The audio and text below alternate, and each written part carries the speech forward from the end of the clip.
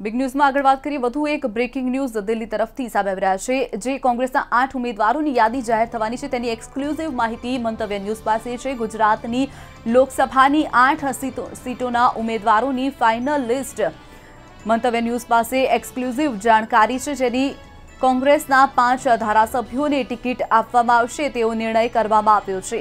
Junagadh seat પર પૂજાભાઈ વંશનું નામ લગભગ નક્કી માનવામાં આવી રહ્યું છે। सुरेन्द्रनगर बैठक परथी सोमा गांडा चूंटणी लड़शे। મહેસાણાની सीट पर धारासभ्य सुरेश पटेल चूंटणी लड़े तेवी शक्यता छे। वलसाडनी टिकिट पण एक धारासभ्यने अपाय तेवी शक्यता सेवामां आवी रही छे। अमदावाद पश्चिमनी सीटनी जो बात करीए तो हिमांशु पटेलनी टिकिट फाइनल मानवामां आवी रही छे। एक बे दिवसमां ज 8 उमेदवारोना नामनुं एलान करवामां आवशे। ત્યારે અમદાવાદ પશ્ચિમની સીટ પર હિમાંશુ પટેલની ટિકિટ નક્કી માનવામાં આવી રહી છે। મંતવ્ય ન્યૂઝ પાસે આ કોંગ્રેસના 8 ઉમેદવારોની એક્સક્લુઝિવ માહિતી છે। આપ જે રીતે ટીવી સ્ક્રીન પર જોઈ રહ્યા છો મંતવ્ય ન્યૂઝ પાસે એક્સક્લુઝિવ માહિતીમાં જાણકારી આપી રહ્યા છીએ અમે આપને કે વાત કરીએ જે રીતે કોંગ્રેસમાં ગઈકાલે સ્ક્રીનિંગ કમિટીની બેઠક યોજાઈ હતી। કોંગ્રેસના દિગ્ગજ નેતાઓ બેઠકમાં ભાગ લેવા દિલ્હી પહોંચ્યા હતા જેમાં આ મનોમંથન કરવામાં આવ્યું છે। तो बात करिए आ अंगे વધુ માહિતી માટે મંતવ્યના સંવાદદાતા ભાવેશ રાજપૂત ન્યૂઝરૂમથી સીધા આપણી સાથે જોડાઈ ગયા છે। ભાવેશ, જણાવશો જે રીતે કોંગ્રેસમાં ગઈકાલે સ્ક્રીનિંગ કમિટીની બેઠક યોજાઈ હતી, ગુજરાતના કોંગ્રેસના દિગ્ગજ નેતાઓ પણ આ બેઠકમાં ભાગ લેવા પહોંચ્યા હતા, કેવા પ્રકારની તેમાં ચર્ચા થઈ અને જે 8 નામો સામે આવ્યા છે મંતવ્ય ન્યૂઝ પાસે એક્સક્લુઝિવ જાણકારી છે, કયા કયા નામો છે, શું છે અંગે વધુ માહિતી ભાવેશ? ચોક્કસથી શિવાંગીની જે રીતે વાત કરીએ કે લોકસભાની ચૂંટણી હવે જે રીતે નજીક આવી રહી છે, એક બાદ એક કોંગ્રેસ તેના ઉમેદવારોની યાદી જાહેર કરી રહ્યું છે। અલગ અલગ શહેરોમાં કે અલગ અલગ રાજ્યોમાં જે રીતે કોંગ્રેસે પોતાની યાદી જાહેર કરી છે, મંતવ્ય ન્યૂઝ પાસે ગુજરાતના જે ઉમેદવારો છે તેમાંથી અમુક ઉમેદવારોની ચોક્કસ યાદી એક્સક્લુઝિવ આવી છે। તો એ યાદી પ્રમાણે જો વાત કરીએ તો અલગ અલગ ઝોન હોય, અલગ અલગ લોકસભાની સીટો હોય, તે તમામ સીટો ઉપર જે રીતે ઉમેદવારો એક બાદ એક કોંગ્રેસ દ્વારા નક્કી કરવામાં આવી રહ્યા છે।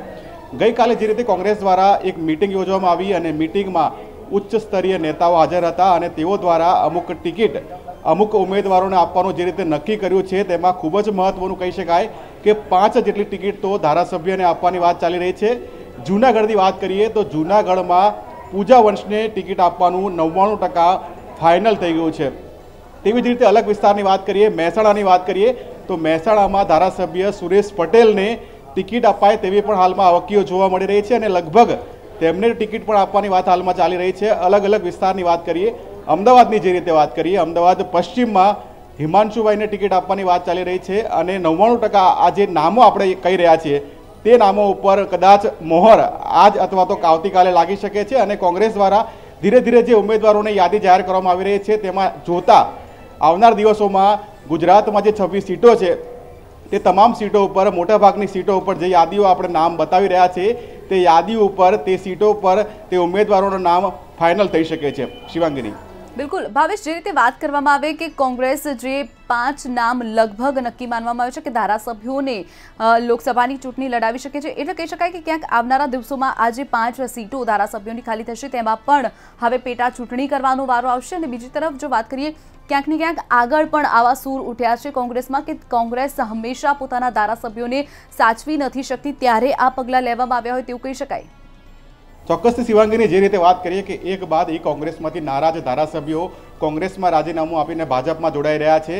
પહેલી વાત કરીએ આપણે કુંવરજી બાવળિયા હોય, આશા પટેલ હોય કે તે પછી જવાહર ચાવડા હોય, એક બાદ એક જે ધારાસભ્ય નારાજગી જોવા મળી રહી છે તે નારાજગીને ધ્યાનમાં રાખીને ખાસ કરીને જે ધારાસભ્યો હાલમાં લોકસભામાં કે પછી લડી શકે તેવા ઉમેદવારો જે લોકો કોંગ્રેસને લાગી રહ્યા છે તેવા ઉમેદવારો ઉપર ખાસ ફોકસ કરવામાં આવી રહ્યું છે અને ધારાસભ્યની કોઈ પણ પ્રકારની નારાજગી ન રહે તે બાબતનું પણ ખાસ ધ્યાન રાખીને ધારાસભ્યોને ટિકિટ આપવાની વાત ચાલી રહી છે। લગભગ જે વાત કરીએ તો 5 ધારાસભ્યોને તો લોકસભાની ટિકિટ આપવાનું 99% ફાઇનલ થઈ ગયું છે। જે આપણે નામની વાત કરી, પૂજા વંશ હોય, સુરેશ પટેલ હોય કે પછી અલગ અલગ જે આપણે ધારાસભ્યોના નામ લીધા તે ધારાસભ્યો હોય, વલસાડના ધારાસભ્ય છે તેમને પણ ટિકિટ આપવાની વાત ચાલી રહી છે।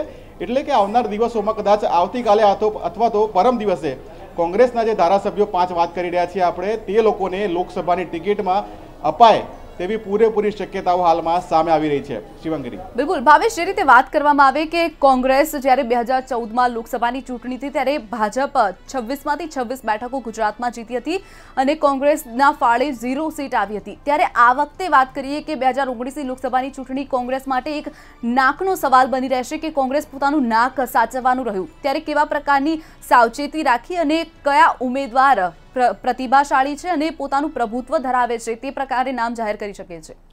ચોક્કસથી શિવાંગીની, જે રીતે વાત કરીએ કે ગત લોકસભાના ઇલેક્શનમાં જે રીતે કોંગ્રેસે તમામ સીટો પર હાર મેળવી હતી અને તે બાદ હવે 2019ની ચૂંટણીમાં કોંગ્રેસ માટે એક ચેલેન્જ બની ગયું છે અને વધુમાં વધુ સીટો, અને એક તરફ કોંગ્રેસ એવો દાવો પણ કરી રહી છે કે આ વખતે ગુજરાતમાં તેઓની સરકાર રચવાનો દાવો હાલમાં ચાલી રહ્યો છે. જે રીતે વાત કરીએ તેઓ એમ કહેવા માંગે છે કે ઓછામાં ઓછી 14 લોકસભાની સીટો કોંગ્રેસને મળશે તેવો પણ દાવો હાલમાં કોંગ્રેસ દ્વારા કરાઈ રહ્યો છે. ખૂબ જ મહત્વનું કહી શકાય કે જે રીતે હાર્દિક પટેલ પણ હવે કોંગ્રેસમાં જોડાયો છે અને તે કદાચ જામનગરની સીટ ઉપરથી લોકસભાની ચૂંટણી લડે તેવી હા વાત ચાલી રહી છે.